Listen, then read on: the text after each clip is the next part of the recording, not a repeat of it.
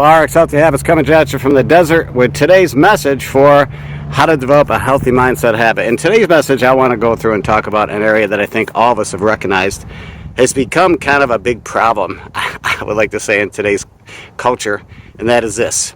Shaming has become too prevalent in our culture, not only with the mainstream media, social platforms, and in the workplace, and in some cases, in our homes.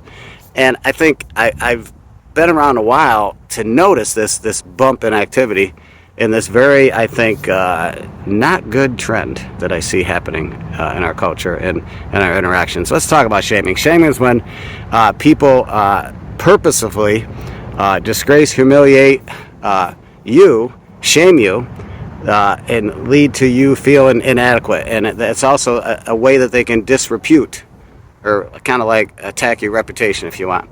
Usually it's done in public forum or platform, whatever, but it's also can be done one-on-one. I remember so many times in school, I mean, the teacher would be shame on me, and when I did something wrong, and especially with other kids around, it really had a profound impact on me feeling humiliated. And I never forget some of those times. Mom would do it sometimes face to face when nobody was around, and sometimes around the other siblings. But I remember shame on you was also something that really affected me deeply. And I gotta say, in today's culture, I'm seeing that we might not consciously know what's going on, but we're feeling shame.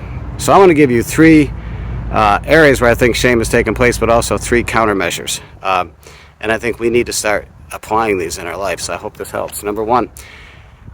And when it comes to the mass media, they now have gotten to a point where if you're not following what they think is the accepted platform or message, then you start to feel like, well, wait a minute, maybe something's wrong with me. I don't feel this way, or I'm not thinking this way. I wasn't my mindset is not in this direction. My priorities are not in this direction. Why should I feel like I'm shameful for me not buying into whatever agenda is being promoted? And I think this goes on both sides, so we're not going to point fingers. But my point is sometimes we have to look at some of that and realize the people that are creating the mass media content sometimes have their own agendas, and it doesn't necessarily coincide with ours. And we shouldn't be shamed for not thinking like them. And typically the telltale sign of somebody that's shaming when it comes to mass media is there's steps that are taken to coerce, to punish people that do have varying views or diverse views. So just want to point that out. Number two, social media platforms. Shaming takes place. There's people that say the things on social media platforms, and it's going out to everybody else on that platform that's friends. That is one of the most shameful places to do that because it's seen by everybody. And I got to tell you, that's a simple strategy. Number one, I don't get involved with the arguments of people. What I do is I try not to put polarizing things up on Facebook, but I realize right away if somebody is shaming another person, I'm probably going to, remove them from my social media platform. So that's a strategy I think is very effective right now. We're way open now to everybody knowing everybody's comments and feedback. It's almost like, first off, I didn't ask for it, but you offered it. I wasn't looking for input, but because of that platform, it opens itself up to shaming. Very serious stuff. Concerning, but it could be dealt with. Now, the last thing is, number three, you're going to have people that are going to shame you, maybe the people close to you, maybe they're friends. I think friends and family sometimes is the most hurtful when they shame. And I think I want to give you a phrase that I'm going to start using from now on because I've had this happen to me a few times and didn't quite know sure how to handle it until I listened to a podcast by a great speaker that gave me some insights.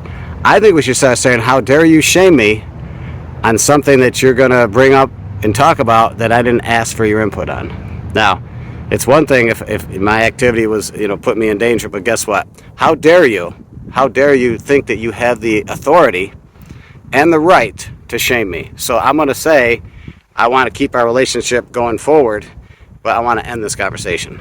So I think we need to do that. And I think that's totally acceptable, especially today. We have to call people out and say, stop shaming me. Stop. I don't want to hear it. I love this movie, Top Gun. I'm going to end with this. I love the initial scenes where Tom Cruise as Pete Mitchell, Maverick, was taking out that he was a test pilot. He takes that plane out, and he was able to break the barrier of the soundbar by 10x or whatever. Never been done before in this experimental plane. And I remember the admiral or the captain in charge of the program came there trying to shut it down, and because Maverick did that, he kept the program going. But to make a long story short, he gets Maverick in his office. He started going through this litany of things that's shaming Tom Cruise or Maverick, shaming Maverick about what he hasn't accomplished in the Navy after all these years. And he goes through this whole thing, and when he gets done, Tom Cruise just looks at him and says, "Well, sir, it's complicated." In other words, you don't know what I've been through, so you're shaming me about all this stuff, but you don't have all the total picture. I thought that was great, but it didn't end there, because Maverick's starting to walk out, and this guy wants to just do more insult into injury and shame him more. He says, "You know what, Maverick? You got to recognize when it's over. You got to recognize when it's the end, and the end is here. Guys like you are headed for extinction." And I remember in the movie, it was so great. Maverick gets up the door, stops, pauses for a minute, thinks, and he says, turns around, looks at him, says, maybe so, but not today." And I think the message I want to end with is, not today. When you feel like you're being shamed by somebody, just stop and say, not today. In your mind, and maybe with your mouth. Because it's sometimes okay to push back on somebody that's saying stuff and say, not today, and end it.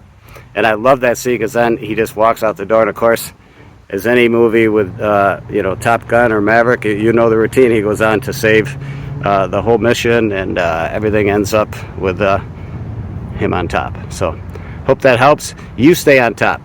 You stay on top. And the last words that I have to leave with, because I forgot about them, is I love what Brene Brown, one of the motivational speakers out there that's very popular today, says. 3 words. And if you can remember these, this will also help. Besides not today, is this: I am enough. I am enough. You are enough. You're awesome. You're awesome in God's eyes. And I know that you're not going to allow this to keep happening. So until next video.